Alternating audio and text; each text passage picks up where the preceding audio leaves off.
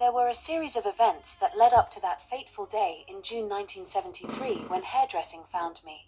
One of those events had taken place in the summer before, in 1972. I had just walked out of Hollis with a load of vintage Fireruxi straight from Italy when I immediately bumped into a school friend that I'd always had the hots for. With her was a knock-me-down-dead cutie who was her best friend from way across the river in South London.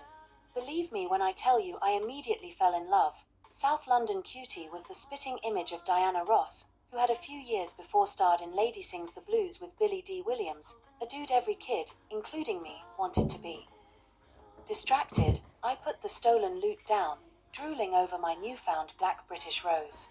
Unfortunately for me, for some reason Peter unexpectedly came back to the store and he straight away recognized his 200-pound jeans peeking out of my bag.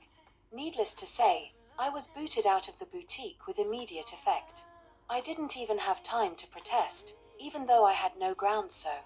Though I had lost my main source of income, I didn't care because I had found what I was looking for, my Diana Ross lookalike. Strangely, I ended up doing this all my life, looking for girls that resembled the stars. In fact, a year later I met a Phyllis Hyman lookalike, right down to the hairstyle. I won't say more than that as I want to keep it clean. Black British Rose was as equally enamored as I was, and we were immediately an item. In no time, she took me home to her mother's in southwest London, who as it happened was a hairdresser. As a matter of fact, she was the only one down in that area. Mama would allow me to stay over, and interestingly, throughout my young dating life, most of my girlfriends' mothers would allow me to sleep over. I found that strange, but as a teenaged boy, I did not object to it. That summer was one of the hottest London had ever experienced, and it was hot for the two of us for many reasons. We lived, we laughed, and we loved.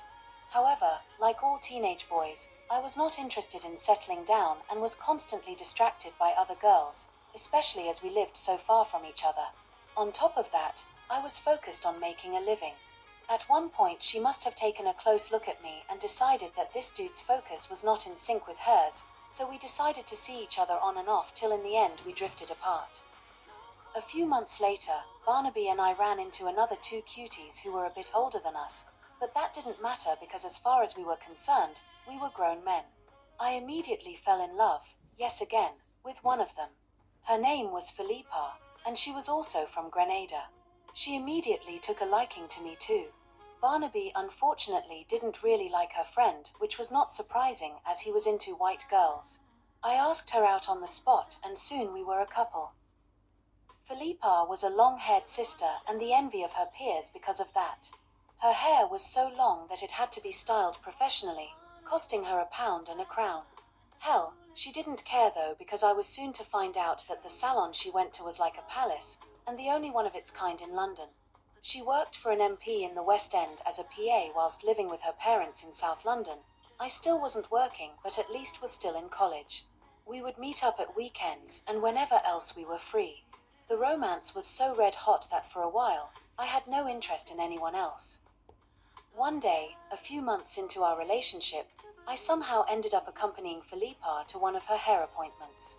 I had no idea where we were going, and I served no purpose whatsoever in going apart from just being with her. Little did I know that this was going to be a day that would steer the wheel of destiny for me. We travelled on the tube from Acton Town Station, my port as I called it, to Bond Street or Oxford Circus, I don't recall which one. As we walked up to our destination, I had no expectations beyond what I had known a hairdresser's to be up to that point, a little space at the back of a barber shop, partitioned away by a curtain. Believe me when I say that these premises redefined hairdresser to hair salon. There it was, a beautiful shopfront at 28, Conduit Street with a gorgeous brown canopy and the logo Salon Soleil International emblazoned across it. It was opposite Liberty's and Jaeger.